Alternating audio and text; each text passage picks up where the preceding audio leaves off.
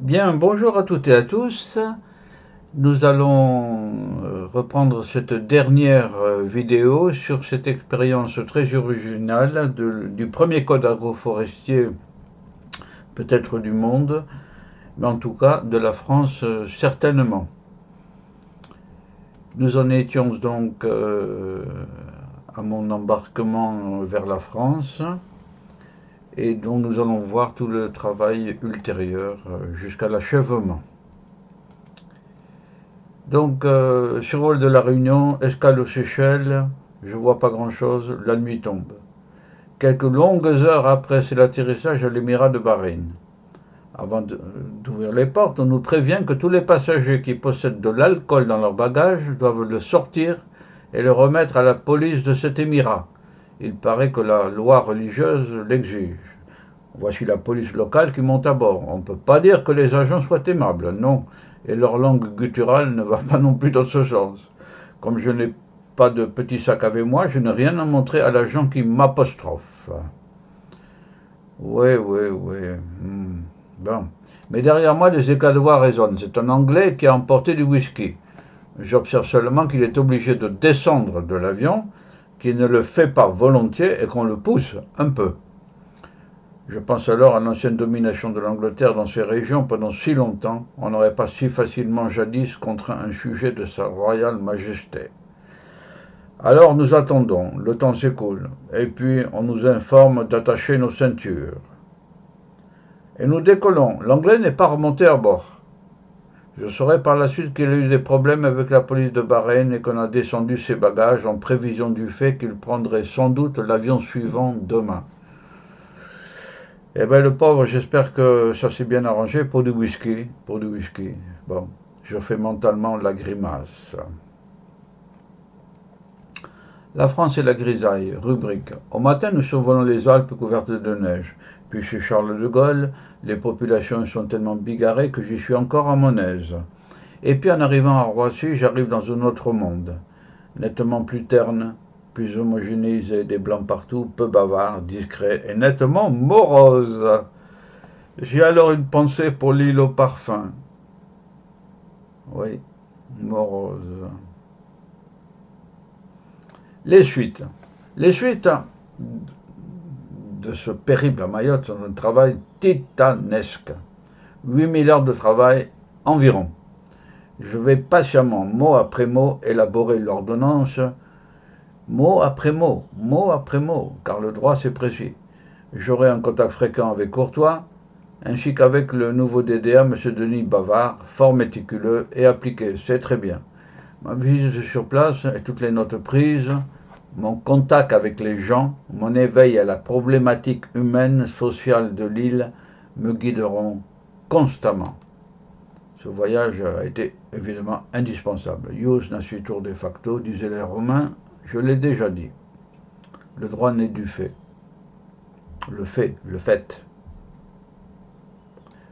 D'un code unique à l'éclatement par ministère. Oui, bon. Alors là, on me demande une foule de rapports pour les ministères concernés. En France, on sait faire des rapports. À Mayotte, nous avions pensé faire un code de l'espace forestier, ce qui signifie que le code forestier aurait régi tout en forêt, un peu sur le modèle de l'ordonnance de Louis XIV en 1669 pour la France, où le code régissait la faune, la flore, tous les cours d'eau. Bon, voir mes articles sur le sujet. Mais le retour en la France actuelle implique que nous sortions du projet d'ordonnance tout ce qui concerne la faune et la flore, qui relève du ministère de l'Environnement, la législation des mines et carrières, la législation fiscale, trop de subventions. Il faut démembrer l'ordonnance. Hélas, hélas, trois fois hélas. Rubrique le premier code d'agroforesterie. Mais nous arrachons quand même une grande innovation. Le futur code forestier de Mayotte ne concerne pas que les biens forestiers, mais aussi les biens agroforestiers. C'est en fait le premier code français d'agroforesterie. Rubrique la méthode. Il faut constamment faire des rapports pour suivre l'évolution du texte de chaque article. J'adopterai sous l'angle de l'écriture une méthode qui m'est propre et que je mettrai au point au fur et à mesure, destinée à faciliter la tâche des lecteurs. La méthode. Discours sur la méthode de Descartes. Hein. Bon, se rappeler aussi ça. Tous les détails. C'est aussi dans le silence de mon bureau que je devrais trancher de nombreux points, comme par exemple la distance d'éloignement des alambics d'Ylang-Ylang de la forêt. Vous vous souvenez de ce passage? Fallait-il une distance d'éloignement de 50 mètres, de 100 mètres, de 150? Enfin, un jour, l'ordonnance est achevée. J'ai le grand soulagement de l'adresser aux autorités. Oui, un jour est enfin venu, où le travail a été fait, méticuleux, acharné, tous les jours, etc. Et enfin, un jour, l'ordonnance elle-même est... oui, j'ai repris le même texte. Voilà. En tout cas, tout est fait. Et enfin, voilà la publication au journal officiel. Le temps s'écoule. Le 17 octobre 1992, j'ai informé que l'ordonnance 92-1140 du 12 octobre 1992 relative au code forestier applicable à la collectivité de Mayotte est publiée au journal officiel du 16. Constitutionnellement, elle n'est pas promulguée par le président de la République encore, mais comme il y est dit, le président de la République ordonne ce qui suit. C'est donc la réussite totale. Elle occupe même 15 pages du JO, du journal officiel. 15 pages. Et quand on connaît les pages du JO, c'est beaucoup. Mais c'est de la qualité. Il y a la quantité, mais c'est de la qualité avant tout. Quantité et qualité. Ouais. Bon. Voir Kant. Kant. La dialectique. Bon, c'est pas le sujet ici. Voilà un crépuscule sur le côte et le lagon. Bon, un crépuscule. Une réussite? Pas tout à fait, car tout juriste constitutionnaliste sait, c'est une question classique dans les facultés, que toute ordonnance doit être déposée sur le bureau des assemblées, faute de quoi elle est caduque, et que le Parlement peut les ratifier, qu'elles deviennent ainsi de véritables lois, et qu'à défaut de ratification, elles ont une nature particulière qui les apparente quand même à des actes réglementaires. Je ne veux pas faire un cours de droit constitutionnel, mais il y a d'un côté les lois, de l'autre les règlements. Une ordonnance, c'est au milieu. Bon.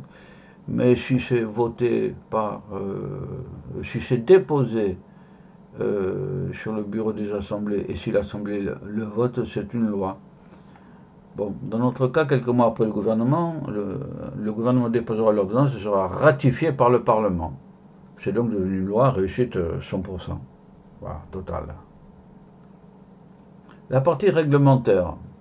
Les choses ne s'arrêteront pas là, car dès la publication de l'ordonnance, il faut les actes réglementaires, d'application, les décrets, de l'application donc. Et je me remets au charbon, avec un nouveau balai entre les ministères et Mayotte, avec de nouveaux rapports, etc. Bon. Quelques années après, les décrets paraîtront à leur tour, si bien que la totalité de la législation et réglementation agroforestière de Mayotte est élaborée. Il ne reste plus que les adaptations spéciales, locales, le détail minuscule du gouverneur-préfet. Voilà pour l'ordonnance et la partie réglementaire, les décrets.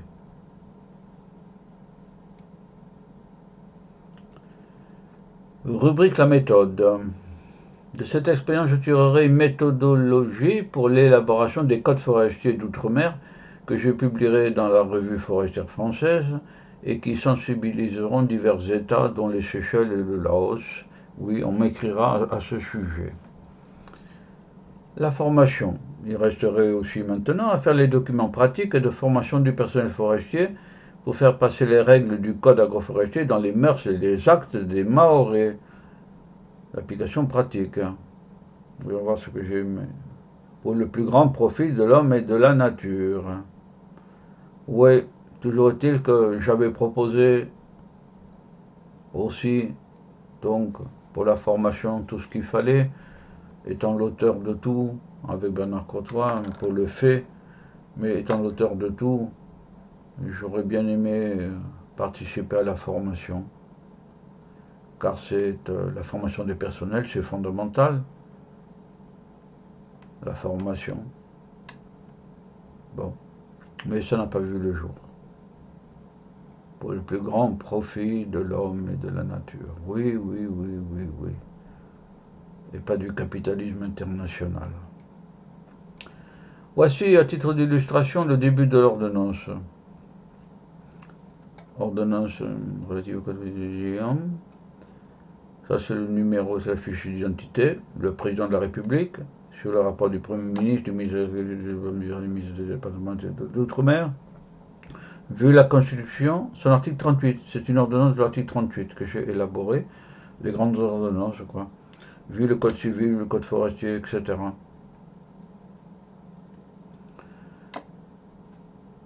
Vu la loi numéro 4 relative, ça c'est pour l'habilitation. Vu l'ordonnance relative au code du domaine de l'État de Mayotte, vu le Conseil général, le Conseil d'État ordonne le code forestier applicable de la collectivité territoriale de Mayotte est rédigé ainsi qu'il suit. Moi j'aurais marqué plutôt comme il suit. C'est un peu plus court. Et c'est bon.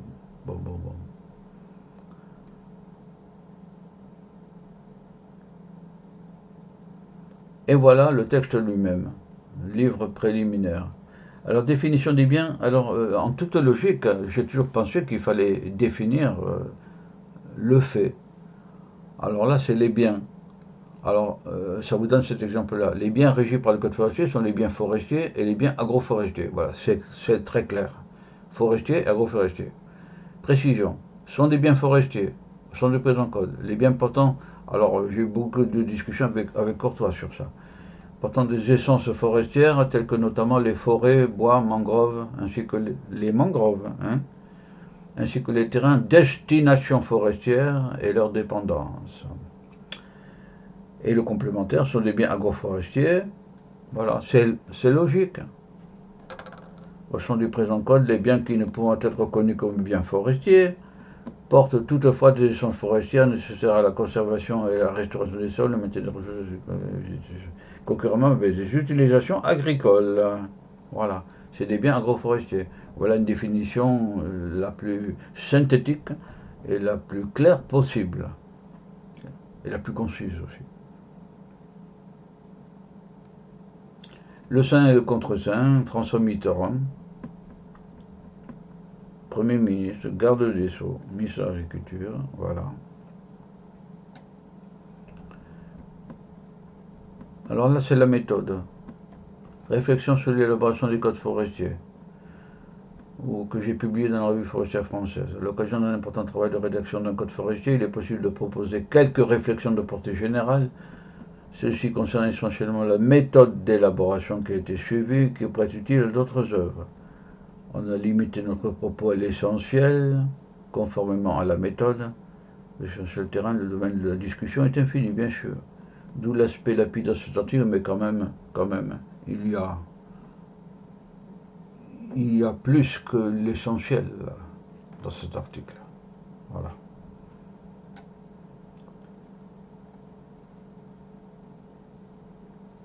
Oui. Les rapports entre l'homme et la nature varient peu d'une région à l'autre. Oui. De ce quoi le niveau de réflexion, oui, d'accord. J'étais précautionneux vis-à-vis, car la critique est aisée et l'art est difficile. Bon, il suffit en France que quelqu'un fasse quelque chose pour que tout le monde soit contre. Voilà. Bon, enfin bref. Alors, nous souhaitons, en conclusion de cette retranscription de toute l'œuvre que nous avons réalisée pour la protection et la sauvegarde et la mise en valeur de l'espace forestier et agroforestier de Mayotte, nous souhaitons que ceux qui viennent après sachent entretenir ce bel héritage qui a nécessité tant d'acharnement et de passion. Oui. N'auront vécu que ceux qui ont été passionnés, a dit quelqu'un. Bon. Je vous rappelle, le chef du forestier, Bernard Courtois, ces deux aides mahorais, de qualité, toujours présents. un cratère volcanique, le lagon, la case, avec le palmier et un Maoré qui monte pour ramasser les noix de coco. Bernard Cotois et son adjoint